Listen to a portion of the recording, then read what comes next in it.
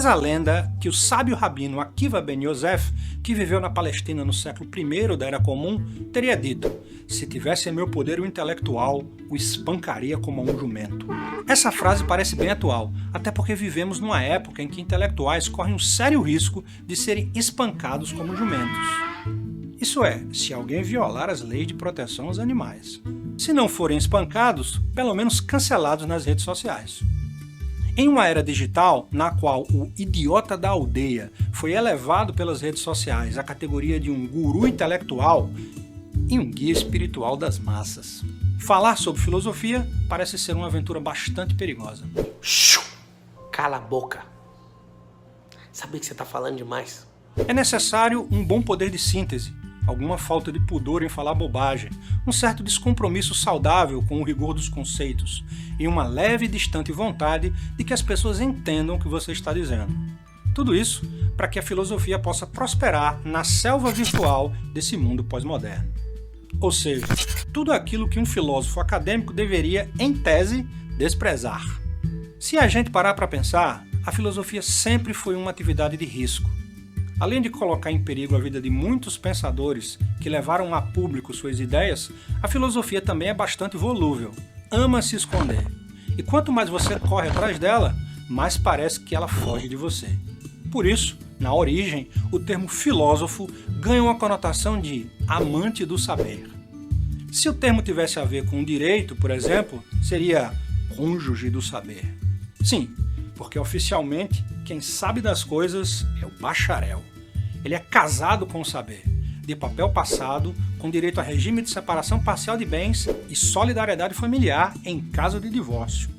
O juiz, ao contrário do filósofo, fez um concurso e por isso tem essa ligação oficial com a sabedoria.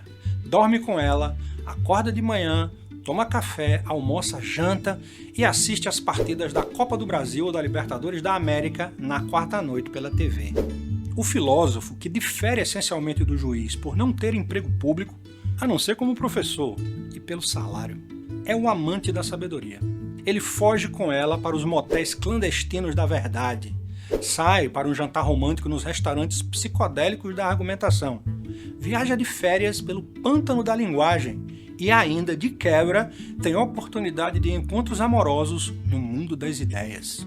Livre do tédio do cotidiano conjugal, o filósofo, ainda assim, se ressente de não ter esse vínculo oficial com a sabedoria. O juiz, por sua vez, sonha em se livrar da sua própria condição de marido da dona sabedoria, mantendo, é claro, o salário em dia e pagando um mínimo de pensão alimentícia. Mas para a gente entender melhor o que a filosofia é, precisamos falar de sua relação com esse concorrente, com menos paixão, mas com muito mais respaldo social, o tal do direito. Essa relação aparece de modo bem evidente num dos primeiros textos escritos por Platão, o diálogo Eutífron. Nele, Sócrates, uma espécie de Dom Juan da filosofia, se encontra com Eutífron, um sujeito que buscava um juiz, mas que acaba, por sorte ou azar, encontrando um filósofo. Na verdade, Eutífron vinha denunciar o próprio pai, que havia cometido um homicídio. A polêmica gira então em torno da atitude desse filho que busca justiça contra o próprio pai. Interceptado por Sócrates, Eutífron termina a conversa desolado, sem conseguir nem oferecer a denúncia, nem saber o que é a justiça. Esse foi o resultado que Eutífron encontrou ao buscar um juiz e acabar achando um filósofo. O juiz tem o dever de ofício de dizer o que é a justiça, o filósofo não. O juiz tem a obrigação de não entrar em contradição e dar conta das demandas que lhe são apresentadas, sob o ônus de recurso aos tribunais superiores. O filósofo pode deixar a contradição aparecer, só para depois se desviar dela. O juiz está atrasado para mais uma audiência. O filósofo passa o dia na praça do mercado batendo papo com os amigos. Ah, se fosse.